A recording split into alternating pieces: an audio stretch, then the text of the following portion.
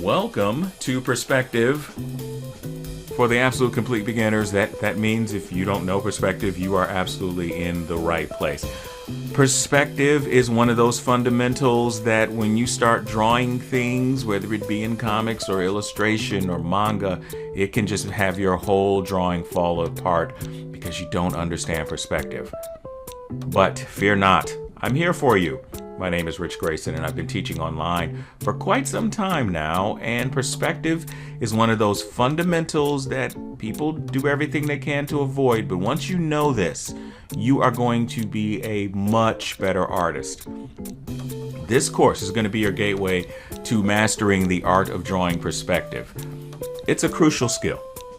It really is.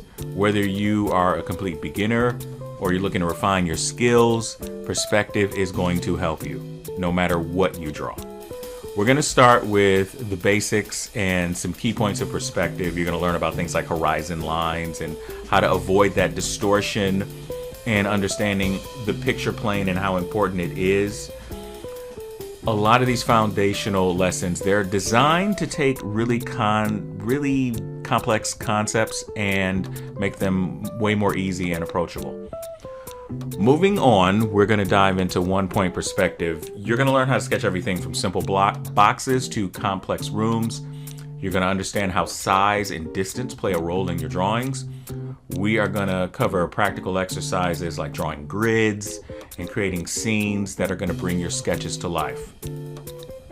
Next up is two-point perspective. This section is going to teach you how to create more dynamic and realistic drawings.